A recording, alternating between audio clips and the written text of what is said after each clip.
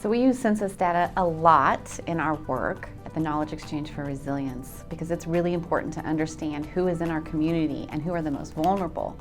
Our mission is to understand community resilience and the ways that people can adapt to profound change and how they can prepare for that. So we use the raw census data, we use the tigerline shapefiles, we download the boundaries into all of our work, and we use these very regularly, almost every day. We have something going on with census data in our lab. Recently, we've been able to use this technique of comparing the data that we liberate from the organizations that serve civil society with census data in the realm of utility assistance. In the Phoenix metro area, it can get very hot, and this is an added vulnerability to heat for many people who live there.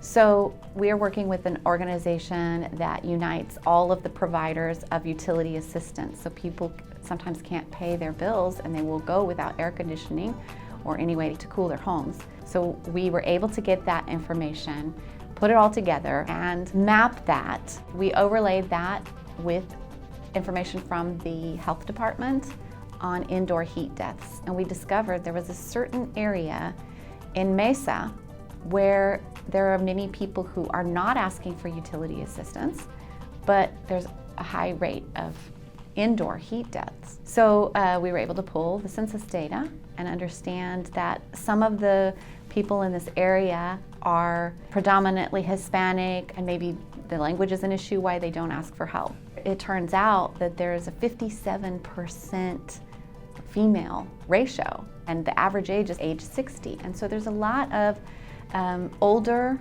residents, female residents, that might be very much at risk to the heat, especially if they can't pay their utilities. So combined with the data that we liberate and these relationships that we have with these organizations, the census and the geospatial tools that we use with the census are extremely important. We would not be able to do our job without it. So I work in the food justice laboratory, and really it's this sort of experimental space where we work to promote food justice, which a lot of people describe as the right for all individuals to have equal access to culturally appropriate, healthy, affordable food at all times.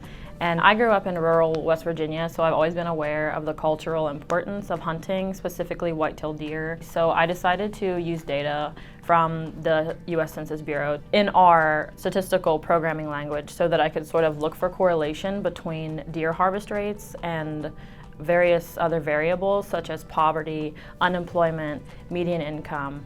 And I ran various correlation tests in R and actually was able to find that whenever poverty and unemployment are really high, deer harvest rates drop. So having access to that data allowed us to sort of identify the counties and communities in West Virginia that are actually hit harder, not only because they have lower wages to purchase foods, but also because of poverty and unemployment. And what we were actually able to see was that a lot of it is in the southern coal field, the southern counties in West Virginia, which also have a lot of privately owned land. And what that likely means is that there's lack of land for people to hunt on in those southern counties. So I'm really grateful to have access to that kind of data that can sort of be used later on to help communities in need in West Virginia.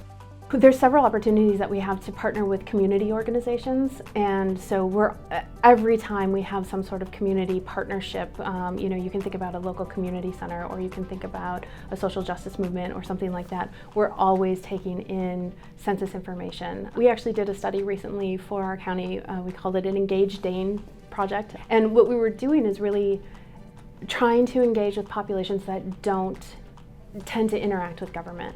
And so we wanted to have a better understanding of the people that we're representing. There's only so many people that you get to talk to as you visit homes and knock on doors and you run your campaign. We partnered with the university, and the university created then district-specific census information for all of us. So we have a really clear understanding of what that picture looks like for our district.